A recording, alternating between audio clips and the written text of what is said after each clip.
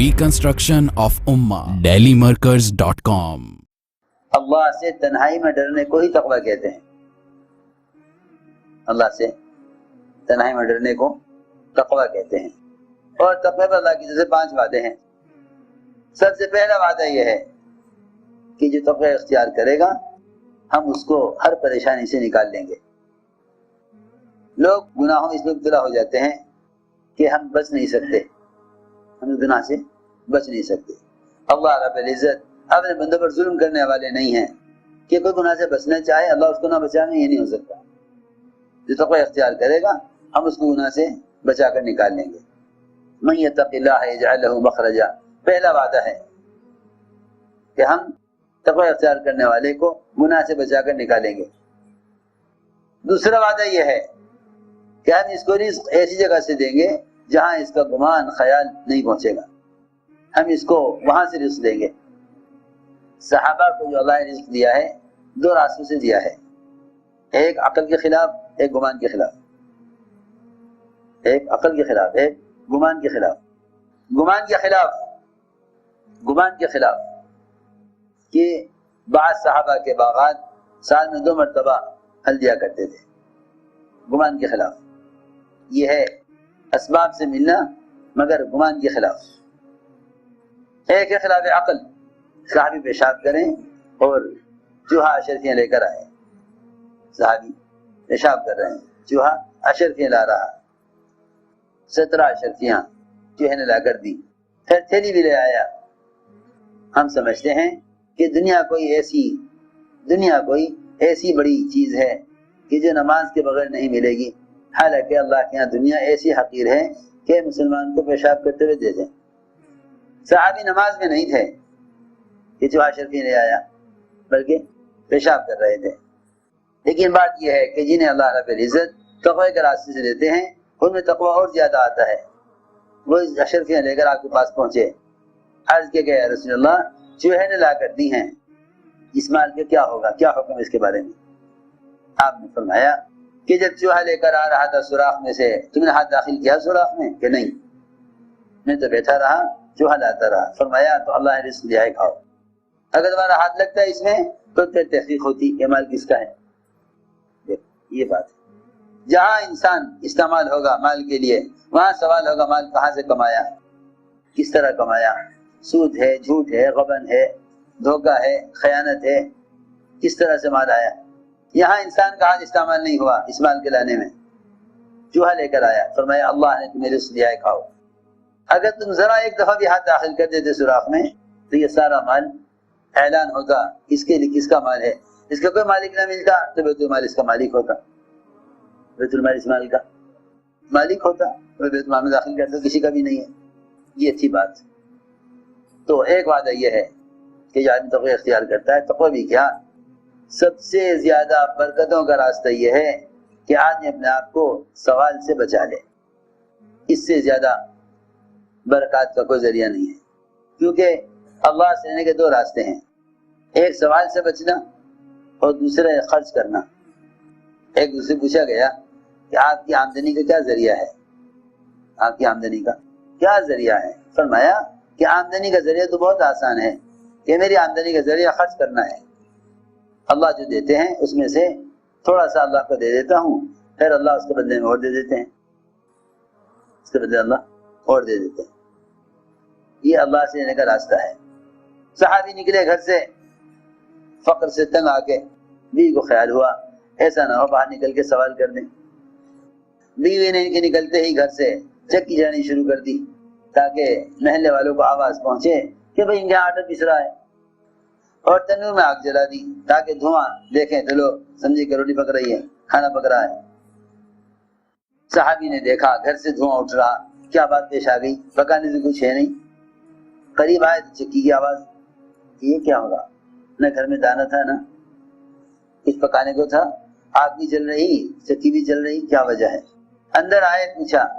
بیوی نے کہا کہ آپ کے نکلتے ہی میں نے تو فقر کو چھپانے کے لیے چکی کو حرکت دے دی تھی، چکی خود ہی چل رہی ہے. آگے دیکھا تو چکی گھوم رہی تھی، اس میں آٹا نکل رہا تھا.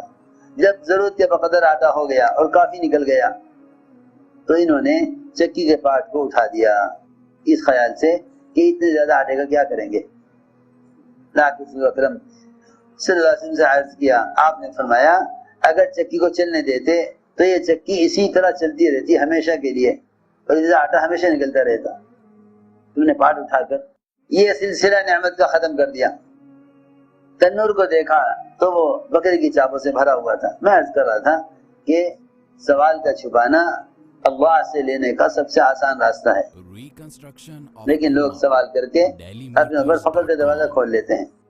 ایک صحابی نے عرض کیا نا کہ یا رسول اللہ میں سب سے بڑا مالدار بننا چاہتا ہوں۔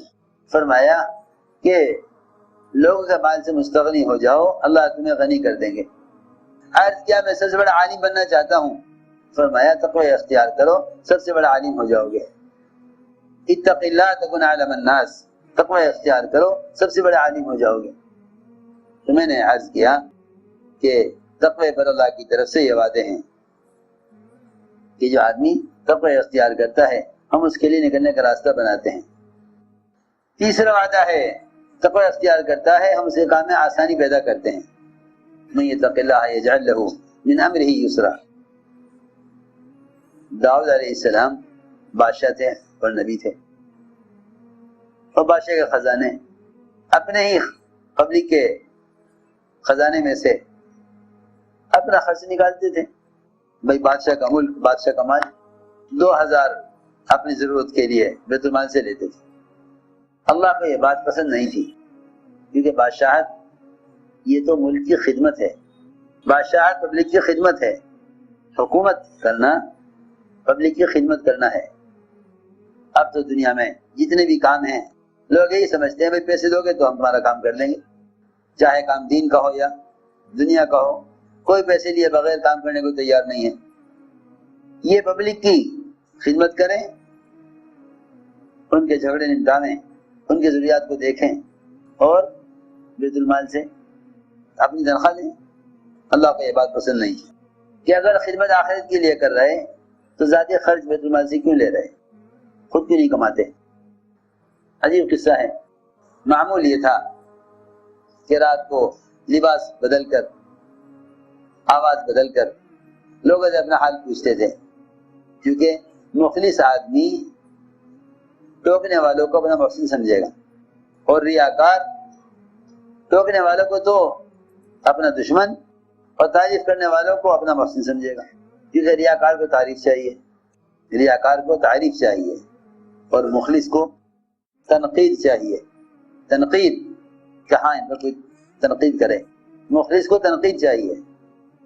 داؤد علیہ السلام لباس بدل کر پھرتے گلیوں میں، رات کو اندھیرے میں آواز لگ کر پوچھتے لوگوں سے بھئی یہ تمہارا بادشاہ ہے داؤد کیسا آدمی ہے؟ لوگ کہتے بڑا اچھا آدمی ہے، بڑا عبادت گزار ہے، مسلسل روزے رکھنے والے ہیں۔ اپنے دن بھر کی محنت کا حال رات کو پبلک سے پوچھا کرتے تھے کہ تمہارا بادشاہ کام کیسا کر رہا، لوگ تعریف کرتے تھے۔ ایک دن اللہ نے انسان کی شکل میں ایک فرشتہ کھڑا کر دیا گلی میں، گزرتے گزرتے اس سے پوچھا بھائی فلاں نے یہ داؤد کیسا آدمی ہے؟ کہ ہاں آدمی تو بہت اچھا ہے مگر ایک کمی ہے۔ کیا کمی؟ کمی یہ ہے کہ یہ ذاتی خرچ بیت المال سے لیتے ہیں، ذاتی خرچ بیت المال سے لیتے ہیں۔ میں سمجھا کے جائز کر رہا من یتق اللہ یجعل لہ من امرہ یسرا، کہ اللہ متقی کام میں آسانی پیدا کرتے ہیں۔ کہ ان کے اندر کمی یہ ہے کہ یہ بیت المال سے ذاتی خرچ لیتے ہیں، یہ حالانکہ پبلک کا پیسہ ہے۔ اسی وقت یہ کر لیا کہ آج کے بعد بیت المال سے تنخواہ نہیں لوں گا، خود کوئی کام کروں گا، خود کوئی کام کروں گا۔ کام بھی اللہ نے بتایا کہ داؤد زرہ بناؤ جنگ میں پہننے کے لیے لوہے کا کرتا، انتہائی مشکل کام۔ کہاں بادشاہ، کہاں لوہاری کا کام، لوہے کو زبانا، پھر اسے کوٹنا، پھر اس کی کڑی بنانا، پھر اسے پرونا، اتنا مشکل کام۔ اللہ تعالیٰ نے آسانی یہ کی کہ داؤد علیہ السلام کے ہاتھ میں لوہے کو ایسا کر دیا جیسے گندھا ہوا آٹا ہوتا ہے۔ علنا لہ الحدید، ہم ان کے لیے لوہے کو گندھے ہوئے آٹے کی طرح کر دیا۔ ایک چٹکی لیتے آٹے کی، اس سے کڑی تیار کرتے، اسے پروتے تو جب وہ بیٹھ جاتی اپنی جگہ تو سخت ہو جاتی۔ روزانہ ایک زرہ تیار کر لیا کرتے تھے، اور یہ زرہ 6000 میں بیچتے تھے۔ کتنے؟ پہلے 2000 لیتے تھے، اب اللہ نے 6000 دیے۔ یہ میں عرض کر رہا تھا کہ جو تقوی اختیار کرتا ہے اللہ اس کے لیے اسے کام میں آسانی پیدا کر دیتے۔ من یتق اللہ یجعل لہ من امرہ یسرا۔ ایک وعدہ یہ ہے، جو اپنے لائن کو حرام سے حلال کی طرف پھیر لیتے ہیں اللہ تعالیٰ ان کی پچھلی معاف کر دیتے ہیں، اور آگے فرمایا وَيُعْظِمْ لَهُ أَجْرًا، اور اس کے اجر کو بڑھا دیتے ہیں۔ یہ 5 وعدے ہیں تقوی پر، 5 وعدے ہیں تقوی پر۔ اس لیے میرے دوستو عزیزوں، اپنے اللہ کے درمیان کے معاملے کو درست کر لو، اللہ تمہارے مخلوق کے درمیان کے معاملات کو درست کر دیں گے۔ جتنے بھی فتنے اور حالات پیش آتے ہیں مسلمانوں کے آپس میں، اس کی بڑی وجہ اللہ کے اپنے درمیان کے تعلقات کو خراب کرنا ہوتا ہے۔ اسی لیے فرمایا کہ جو اپنے اللہ کے درمیان کے معاملات کو درست کر لے اللہ اس کے مخلوق کے درمیان کے معاملات کو درست فرما دیتے ہیں۔ اس لیے دل سے اس بات کا عزم کرو کہ انشاءاللہ ہمیں اپنے اندر صفات ایمانیہ پیدا کرنی ہے، اور اللہ کیوں نہیں دے گا؟ اللہ کا وعدہ ہے، اللہ کا وعدہ ہے من یرید العلم والایمان یؤتیہ اللہ، جو علم اور ایمان چاہتا ہے اللہ اس کو دیتے ہیں۔ اس لیے ایمان کو مانگا گیا ہے مسنون دعاؤں میں، اللہم انی اسألک ایمان یباشر قلبی، اے اللہ ایسا ایمان عطا فرما دے جو میرے دل میں رچ بس جائے، دل میں رچ بس جائے، ایسا ایمان چاہیے، ایمان یباشر قلبی۔ اس لیے دوستو عزیزو، مسئلہ اپنی ذات کا نہیں ہے صرف، بلکہ ساری امت ساری انسانیت کو جہنم سے بچانا، راہ راست پر لانا، یہ اس نقل و حرکت کا اصل مقصد ہے، کیونکہ ساری کی ساری امت ایک جسم کے اعضاء کی طرح ہے۔